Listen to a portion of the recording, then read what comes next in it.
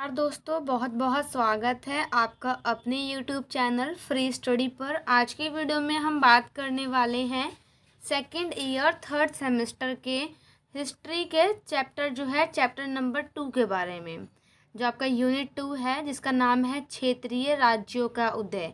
Basically जो आज का टॉपिक होने वाला है वो होने वाला है विजयनगर के ऊपर। ये जो है इसका आज पार्ट 1 है। जो भी बच्चा बीए प्रोग्राम रेगुलर सोल या एनसी वेब में है, उनके लिए ये वीडियो बहुत ही इम्पॉर्टेंट होने वाली है। तो चलिए स्टार्ट करते हैं अपनी वीडियो को। यहाँ पर सबसे पहले हम देख लेते हैं अपने इंडेक्स के बारे में, जो कि हम यूनिट 2 में पढ़ने वाले हैं। तो बेसिकली हमें 2 साम्राज्य के बारे में पढ़ना है। पहला विजयनगर, दूसरा बहमनी। इन दोनों के बारे में ही हमें पढ़ना है। विजयनगर के अंदर क्या टॉपिक हम डिस्कस करेंगे? विजयनगर और बहमनी संघर्ष, जो इन दोनों के बीच में युद्ध हुआ, लड़ाई हुई, उसके बारे में। विजयनगर की शासन व्यवस्था कैसी थी, अर्थव्यवस्था कैसी थी, न्याय व्यवस्था कैसी थी, कृषि और व्यापार। ये टोटली हम विजयनगर में पढ़ेंगे। लेकिन आज जो आपकी वीडियो होने वाली है यूनिट 1, उसमें हम सिर्फ और सिर्फ विजयनगर के बारे में ही थोड़ा सा डिस्कस करेंगे यहाँ पे। और जो बहमनी साम्राज्य है उसमें आपका बहमनी राज्य गुजरात के संग कैसे संबंध थे, मालवा के साथ संबंध, खानदेश के साथ संबंध, वहाँ की आंतरिक व्यवस्था और प्रशासनिक व्यवस्था, ये हम बहमनी में पढ़ेंगे। तो आज की वीडियो में हम प्रॉपरली बस विजयनगर के बारे में पढ़ने वाले हैं। बहमनी जो साम्राज्य है वो आपका यहाँ पर है और विजयनगर जो है आपका नीचे की साइड है। और इसके अलावा जो बहमनी साम्राज्य है ये आपका 5 राज्यों में बटा हुआ था। ये जो राज्य हैं 1 2 3 4 5। अभी इसका नाम आपको क्लियर नहीं दिख रहा है, बट जो आगे जो वीडियो आएगी उसमें आपको प्रॉपरली बहमनी के बारे में बताया जाएगा कि बहमनी जो है कौन से 5 राज्यों में डिवाइडेड था। तो मैप से आप थोड़ा बहुत आपको अंदाज़ा लग गया होगा कि बहमनी और विजयनगर कहाँ पे स्थित हैं, इसलिए मैंने आपको मैप दिखाया है। अब हम यहाँ पे बात कर लेते हैं विजयनगर साम्राज्य के बारे में। विजयनगर का आधुनिक नाम हम्पी है। विजयनगर कर्नाटक राज्य में स्थित है। 2 भाइयों हरियर और बुक्का ने 1336 में विजयनगर की स्थापना की। हरियर और बुक्का 5 भाई थे। विजयनगर पर 4 वंश ने शासन किया। पहला संगम वंश, दूसरा शालू वंश, तीसरा तुलु वंश, चौथा अरविदु वंश। इन चारों ही वंशों ने विजयनगर पे शासन किया। यहाँ पर जो हम पढ़ेंगे वो हम संगम काल के 3 राजा जो थे, 3 महत्वपूर्ण राजा के बारे में पढ़ने वाले हैं। साथ ही तुलु वंश में 6 शासक यानी 6 राजा हुए थे, लेकिन हम सिर्फ एक ही के बारे में यहाँ पे विस्तार से पढ़ेंगे। क्यों? क्योंकि आपकी बुक में सिर्फ और सिर्फ यहाँ पर एक ही राजा के बारे में जिक्र किया गया है। तो हम सिलेबस को देखते हुए सिर्फ एक ही राजा के बारे में पढ़ेंगे। 3 आपके हो गए संगम वंश से और 1 आपका हो गया तुलु वंश से। यहाँ पर हम पढ़ने वाले हैं संगम वंश के बारे में। विजयनगर साम्राज्य के हरियर और बुक्का ने अपने पिता संगम के नाम पर संगम वंश की स्थापना की। हरियर और बुक्का जो थे वो 5 भाई थे और इन्हीं दोनों ने विजयनगर की स्थापना करी और संगम वंश की स्थापना भी इन्हीं दोनों ने करी। संगम जो है इनके पिताजी का नाम था। किसके? हरियर और बुक्का के पिताजी का नाम संगम था, तभी इन्होंने संगम वंश की स्थापना करी। इस वंश में जो राजा हुए उनके नाम व कुछ मुख्य बातें। सबसे पहला है हमारा हरियर प्रथम, जिनका शासनकाल 1336 से 1353 तक का था। अपने भाई के सहयोग से विजयनगर की स्थापना की। उसने धीरे धीरे साम्राज्य का विस्तार किया और 1353 में हरियर की मृत्यु हो गई। संगम वंश का जो दूसरा शासक है उसका नाम है बुक्का। इनका शासनकाल जो है 1353 से लेकर 1379 तक का रहा। बुक्का राय ने गद्दी पर बैठते ही राजा की उपाधि धारण की। उसका पूरा समय बहमनी साम्राज्य के साथ संघर्ष में बीता। ये जो बहमनी साम्राज्य के संग संघर्ष हुआ था, इसको हम विस्तार से पढ़ेंगे हमारे पार्ट 2 में। 1379 ईस्वी को उसकी मृत्यु हो गई। सहिष्णु तथा उदार शासक था। कौन? बुक्का। इसके बाद है संगम वंश का तीसरा शासक, जिसका नाम था हरिहर द्वितीय। यहाँ पर थोड़ा सा नाम गलत हो गया है, हरिया लिख के आ गया है, थोड़ा मिस्टेक हो गई है। आप यहाँ पर इसको हरिहर कर लेना, हरिहर द्वितीय। हरिहर द्वितीय जो है, इनके पिता का नाम क्या था? बुक्का, यानी बुक्का का ये जो है बेटा है।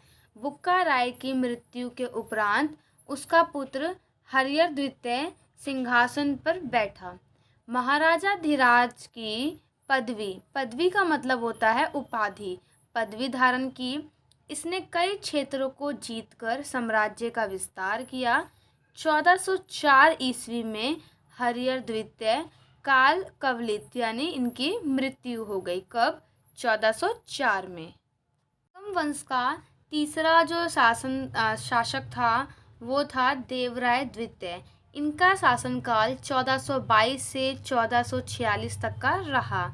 इसे गजबेटकर और प्रौढ़ देवराय भी कहा जाता था। इन्हें स्वयं को इंद्र का अवतार कहलवाना पसंद था, यानी वो चाहते थे कि जनता उन्हें इंद्र का अवतार बोले। इनके शासनकाल में अब्बू रज्जाक ने विजयनगर की यात्रा की। अब्बू रज्जाक ईरान के राजदूत थे। उसके बाद है गजबेटकर।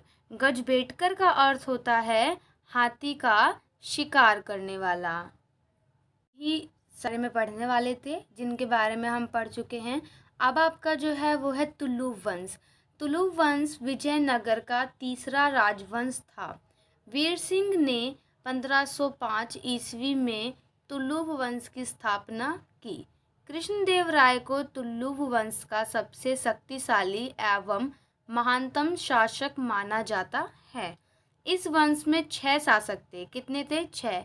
लेकिन हम यहाँ पर सिर्फ और सिर्फ एक के बारे में डिस्कस करेंगे, क्योंकि हम जो पढ़ रहे हैं आपके सिलेबस के अकॉर्डिंग पढ़ रहे हैं। तो सिलेबस में सिर्फ कृष्णदेव राय के बारे में थोड़ी सी बातें बताई गई हैं, जो कि हम वीडियो में पढ़ने वाले हैं। तो इस वंश में जो है 6 शासक थे, जिन्होंने 60 वर्षों तक शासन किया। किसने? तुलुव वंश ने 60 वर्षों तक शासन किया। और इन 60 वर्ष में वहाँ पर सिर्फ और सिर्फ 6 शासक बने, जिसमें से सबसे महत्वपूर्ण थे कृष्णदेव राय। अब यहाँ पर हम कृष्णदेव राय के बारे में थोड़ा सा पढ़ लेते हैं। कृष्णदेव राय ने 8 अगस्त 1509 को सिंहासन प्राप्त किया था। बाबर की आत्मकथा बाबरनामा में कृष्णदेव राय को सभी हिंदू शासकों में सबसे शक्तिशाली बताया गया। आंध्र भोज, अभिनव भोज, आंध्र पितामह, यवन राज्य स्थापनाचार्य, विष्णु उचित और तेलुगु भोज की उपाधि धारण की। देखिए, इतनी सारी जो उपाधि है वो किसने धारण करी? कृष्णदेव राय ने। इसके बारे में थोड़ा सा और है। कृष्णदेव राय ने नागलपुर और हासपट नामक नगरों की स्थापना की। कृष्णदेव राय के राजगुरु व्यासराज थे। कृष्णदेव राय के दरबार में तेलुगु साहित्य के 8 विद्वान रहते थे, जिन्हें अष्टदिग्गज कहा जाता था। कृष्णदेव राय ने हजारा मंदिर, विट्ठल स्वामी मंदिर और चिदम्बरम मंदिर का निर्माण करवाया था। आज की वीडियो में सिर्फ मैंने आपको विजयनगर के बारे में यहाँ पर थोड़ा सा बताया है कि विजयनगर में कितने शासक रहे, कितने वंश रहे।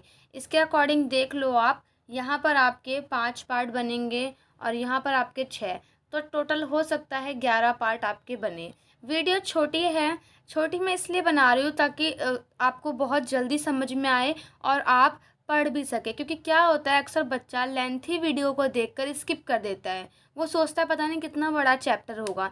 तो हम छोटी छोटी वीडियो के थ्रू अपने पूरे पार्ट को कवर कर लेंगे और आपको ये चैप्टर लेंथी भी नहीं लगेगा।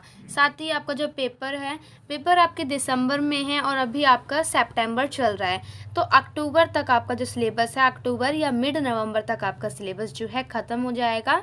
देन इसके बाद हम करेंगे आपके सैम्पल पेपर जो है, जैसे हमने सेकेंड टर्म में करे थे वैसे ही हम यहाँ पर भी करेंगे। और अगर आपको इस चैप्टर के नोट्स चाहिए तो टेलीग्राम पे हमारा चैनल है फ्री स्टडी के नाम से। चैनल का जो लिंक है वो वीडियो के डिस्क्रिप्शन में आपको दिया गया है, वहाँ से जाके आप हमारे चैनल को ज्वाइन कर सकते हैं और इस चैप्टर के जो नोट्स हैं फ्री ऑफ कॉस्ट ले सकते हैं। जो बच्चे पुराने हैं उन्हें तो पता ही होगा, बट जो बच्चे न्यू हैं उनके लिए ये अपडेट है।